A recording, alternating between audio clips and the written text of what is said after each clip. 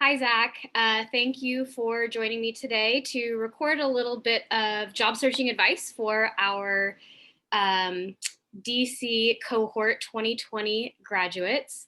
I am recording some of these semi-recent grad job searching experiences so you guys can learn a little bit about what their process was navigating the job search, maybe pick up some extra tips that I haven't, or Robin or Bill haven't given you, and of course to give you some ideas for how to expand your network. So today, Zach Child is joining us. He is a 2012 MGPS graduate and is currently a desk officer of East Asia and the Pacific with USAID. So Zach, why don't you start by telling us a little bit about what your first post LBJ job search was like, how many jobs you applied for, how many interviews you went on, and how successful or taxing it might have been. Well, sure. Well, first, hi, Colleen. Good to be here. Thank you. And I mean, I think the first thing I would like to say is that this is a weird and troubling time, and it's not a normal time. And I think grads facing the job market now, to be frank, have challenges that I didn't. And so I just want to say that I acknowledge that, and it's okay for to feel that it's a challenge and that it's not normal, because none of this is. I don't know about you, but the last 9 months have felt like 9 years. So this is an unusual time, but I think for me, and this is back in 2012 when I graduated, I applied to a number of positions from Texas. I wasn't sure ultimately where I'd land, but with my MGPS degree, I knew that in international affairs, I was mainly sort of targeting DC or the coasts, and I applied and had a couple of interviews, but really found it difficult to get a sense of what employers were looking for, or how to sort of describe my skill set that would apply in DC without physically being in DC. So I made the decision to move in the fall of 2012 from Austin to DC and just honestly see what would happen. And I really relied on my LBJ network for that. I mean, I slept on couches. I ended up, rooming for a few years with a fellow LBJ grad. And I think that's the best part about the school. I think it's the network that you form there. There's something about being in Austin and being at the LBJ school that creates camaraderie. I don't know if it's cheap tacos and queso or whatever, but it's an environment that creates collegiality, and I think that has been the best part about my alumni experience for me. So like I said, I just called on my friends, I called on my cohort to help me out when I needed help, and I think that's probably especially true these days.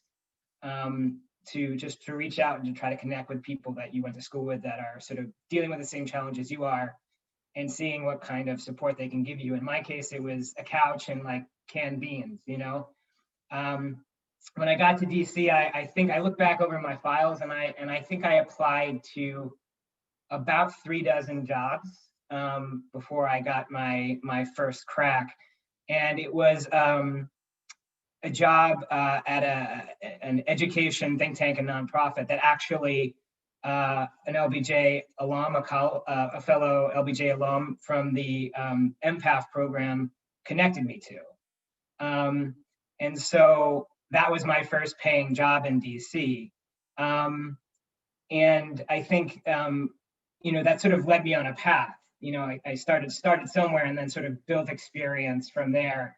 But I think a key to this is having a willingness to cast a broad net, to pull from different experiences you might have had, to talk about your interest, and to take positions that might not be exactly the fit for your degree or where you think you're going to go, and having sort of a broader sort of sense of how you can get, place those stones to take steps toward what you want to do ultimately based on your interests and your degree. I'm gonna stop there for now and see how you want to take it from there. Well, I like what you said about tapping into your LBJ network, not just for job search help, but for general like support and, maybe even like some mental and emotional support. Oh, yeah. How have you since sort of maintained your connection to both the LBJ network, but also like just your professional network in general? And how have you kind of like nurtured that throughout your career? It's a challenge. It takes effort, especially for me, frankly, as an introvert. I don't sort of derive energy from putting myself out there and doing that networking. But it's important, and I do it in it as honest and organic way for myself as I can. So with my LBJ cohort, that's quite easy because I still have a number of close friends from the program, and now it's been 8 years, right? And so it's sort of taking time to check in on them, doing like Zoom hangouts now, or socially distanced walks around the city. But it's sort of just having real friendships. I think in the context of professionally, it's for me. I'm fortunate to have a job, but that means giving back to my colleagues who are looking now and are back on the search for jobs. So it's helping, like exchanging like resumes, giving each other opportunities to like review each other's resumes, getting different perspectives on how to talk about our experience, sharing job leads, connecting people for information interviews. It's that sort of give and take that you have. I do spend a little bit more time on LinkedIn than I thought I would, and sort of making sure at least it's up to date and connecting with people. It can feel a little bit contrived sometimes, but actually taking the time to just sort of see where your network looks like online and connect to others. And then, professionally, like within my agency, it's just always keeping my eye out for new leads, for new job opportunities, applying for some of them, sharing them with others. It's sort of a range of behaviors, like from close friendships to just sort of like, hey, I saw this article, I thought you might be interested in it. But just I think the key is to be intentional, and for people like me, like for whom it's not natural, like setting aside a little time like on my calendar each week to do like networking, professional networking, and to structure it so I make it more of a habit and feel more comfortable about it. So you mentioned that you've been, especially lately, helping colleagues and friends, maybe as a result of the pandemic and some of the fallout from that. How has that affected your maybe future career plans, your current role, maybe how you're thinking about your next move? Has that changed at all? Or has that changed at all? Sure. Well, I think aside from, just everyone sort of going largely virtual and having to sort of learn how to, work in a bureaucracy or work in a job environment in an online environment, which is, weird and has its own challenges. I did, back in March, USAID, my agency, set up a COVID-19 task force. And I've been in my role as a desk officer for a few years now, and sort of looking to expand my skill set. And so I, at that time, volunteered to join the task force and was not selected. But as you might imagine, it's really intense work on that task force, which is sort of managing all of our USAID's COVID activities globally and the funding for those activities, but also supporting all of our staff and continuity of operations overseas, and people were burning out. So a couple months went on, and then they needed more bodies, they needed more people, and they invited me to join. And I kept signaling I was interested in supporting something so important to the agency, and an opportunity for me to grow. So I joined the task force in May, and it was one of the most challenging but also inspiring professional experiences of my life. You know, I was working all hours from my desk at home, and it ended up drafting a lot of the agency's policies to support our staff overseas, and met great leaders, and have now new mentors and champions, and it sort of just opened my eyes to other possibilities. So I'm considering now joining the Foreign Service, or working more on sort of workforce policies, things that I never thought I'd be interested in, but got a real taste for while I was doing the COVID-19 task force work. And so, I think for me, I was lucky. COVID-19 presented an opportunity to run toward for professional development. And I know that not everyone is in that position, but I think, if there's something that you're scared to do, like I was, that you think might be challenging and new, but could sort of provide you with opportunities to maybe consider running toward that. And for me, they said, no, we don't need your help right now, but I kept at it and kept on expressing my interest, and then I got to do it and succeeded in it. So that was a good experience. So I'm quite lucky.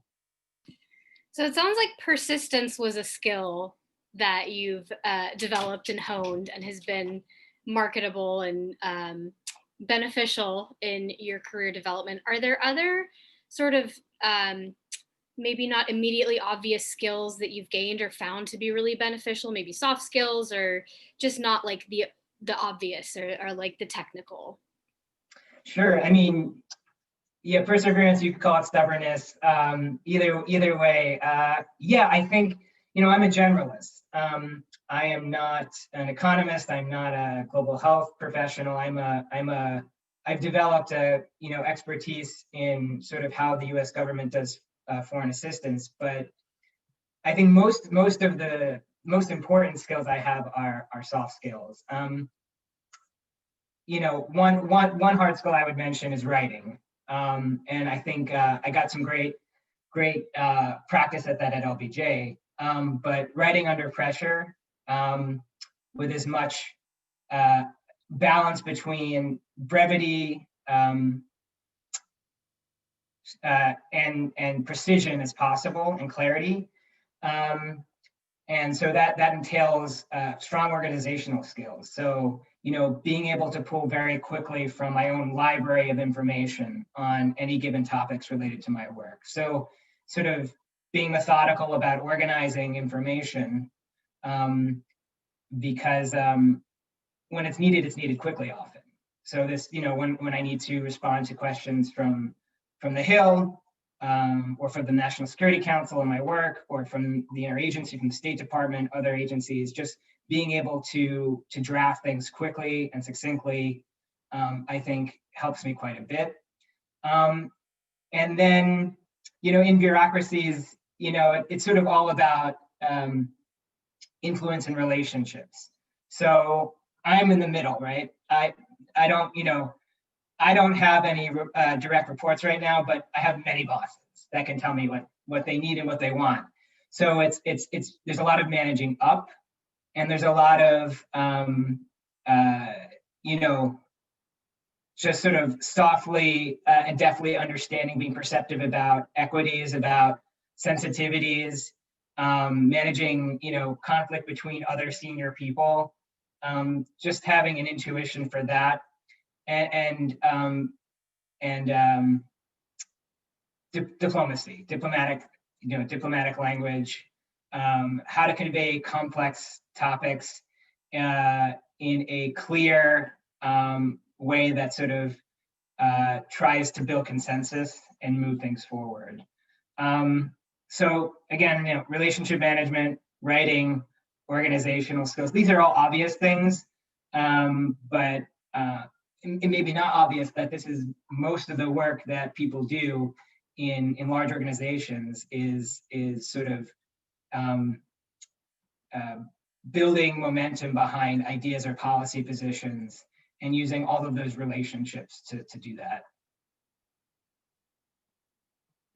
Well, I want to be mindful of your time. I really appreciate you taking the time to answer some of these questions. Is there any other advice or anything else that you think the DC 2020 cohort should know? Well, first, you know, I'm happy to talk to people individually, and they can reach out to me. I can give you my email address right now. It's zachild@gmail.com, zachild@gmail.com. And I'm happy to have conversations with people. The other thing I would say is to go back to the beginning, that this is not a normal time. It's really important to be as gentle with yourself as you can. I think when you're in the job search, I think structure is important. So, you know, trying to make time to focus on, you know, on looking for jobs, on these networking things, but also doing things to keep yourself as balanced and healthy as you can. For me, you know, exercise is important, but I'm not always at my best, and sometimes I just want to, you know, like eat an ice cream sandwich and watch Schitt's Creek, and that's what I do. So, you know, being gentle with yourself, realizing that there's a wide range of what's okay right now, and that a lot of people, we all are coping, and that's okay. So just sort of, you know, structure, try to be as attentive, try to remind yourself to do these things to help yourself get to the next step, but also being kind to yourself and recognizing that this is weird. This is not normal. I think that's a good place to end it. Be kind to yourself, and this is not normal. Thanks again, Zach. Of course.